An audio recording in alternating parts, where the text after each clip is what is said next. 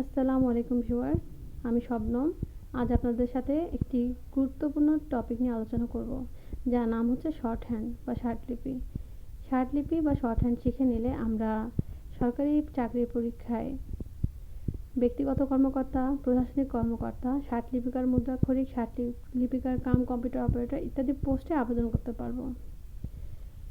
শার্টলিপি আমাদের শিখতে খুবই কম সময় লাগবে। এটি অনেক সহজ, কিন্তু অনেকেই মনে করে এটি কঠিন।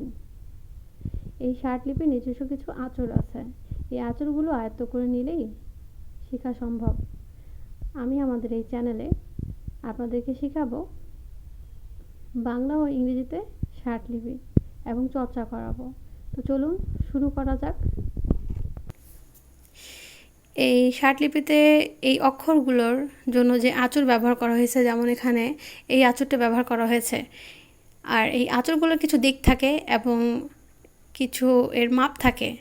এখন আপনারা আগে দেখেন যে আঁচড়টা শুরু হয়েছে। আমি এখানে বিন্দু বিন্দু যেগুলো দিয়েছি, এর মানে স্টার্টিং পয়েন্ট হচ্ছে এগুলো হচ্ছে এর দিক শুরু হয়েছে। এই জন্য এই ফোঁটা দিয়ে বুঝিয়েছি। লেখার সময় এই ফোঁটাগুলো দিতে হবে না। যাই হোক, এখন আমি আবার এগুলো লিখে দেখাচ্ছি আপনাকে। যেমন এখানে লিখতে গেলে আমাকে লিখতে হবে, এখান থেকে শুরু করতে হবে এইটা। তারপর এটা লিখতে হলে আমাদেরকে এভাবেও লিখতে পারি, আবার এদিক থেকে ঘুরিয়েও লিখতে পারি, কোনো সমস্যা নেই। এটি হচ্ছে রস্বই দীর্ঘই ঋষিকার দীর্ঘিকার। আচ্ছা, রস্য, এটা এখান থেকে শুরু করে এখানে শেষ করতে হবে। ও লিখতে গেলে আমাদেরকে এইভাবে লিখতে হবে। আইটি আমাদের বর্ণমালা নেই, তারপরও লেখার সময় এটি লাগে, এই জন্য এটিকে লিখতে হবে এভাবে, ঠিক ওই সরিয়ার মতো করে এখানে একটা টান দিতে হবে। আচ্ছা, কটি হচ্ছে এখান থেকে এরকম, ক, খ ও যুক্তক্ষ এটা দিয়ে বোঝানো যাবে। এবং গ, ঘ বোঝাতে গেলে ঠিক এরকমই, কিন্তু একটু আকারে বড় হবে এটা। চ, উপর থেকে একটি টান নিচের দিকে দিলেই চ। ছ, এর গতিমুখ হচ্ছে, আপনি দুভাবে লিখতে পারেন, এভাবেও ছ দিতে পারেন, এভাবেও ছ দিতে পারেন।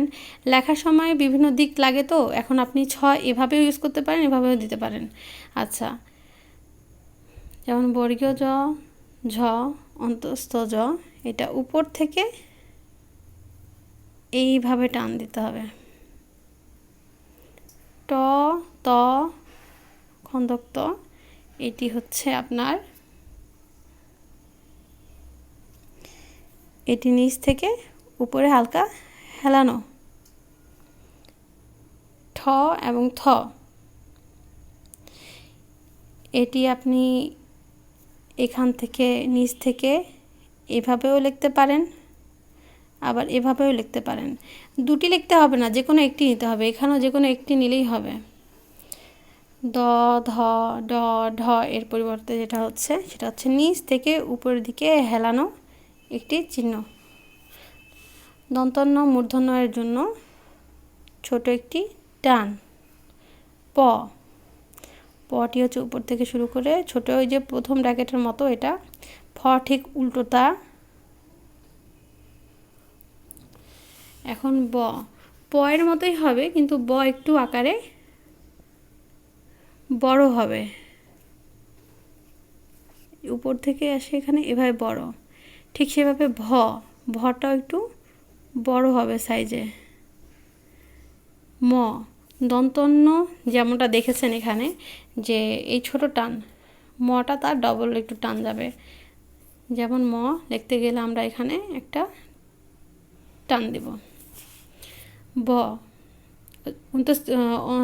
বয়সেন্দ্র, বয়সেন্দ্র, ডয়সেন্দ্র, ডয়বেন্দ্র, ঢয়সেন্দ্র, এইগুলো লিখতে গেলে আমাদেরকে ঠিক ওই ব্র্যাকেটটাকে এইভাবে সমানভাবে লিখতে হবে, এইভাবে। দন্তস্ব, তালবস্ব, মূর্ধন্য স, এটি লিখতে হবে, উপর থেকে ছোট্ট একটি টান পড়বে। হয়ের জন্য আমরা ছোট্ট একটি ফোঁটা ইউজ করব। এবং ল, ঠিক এই র যেভাবে লিখছি, এটা ছোট এবং এটা একটু বড়, এটা একটু বড় হবে। এই যেগুলো আমি শিখালাম এই আঁচড়গুলো আপনারা দয়া করে একটু মনে করবেন আর প্র্যাকটিস করবেন। প্র্যাকটিস যতই করবেন তত দ্রুত শিখতে পারবেন। আপনারা প্র্যাকটিস করুন। পরবর্তী ধাপে আমি আবার নতুন একটি ভিডিও নিয়ে আসব। আল্লাহ হাফেজ।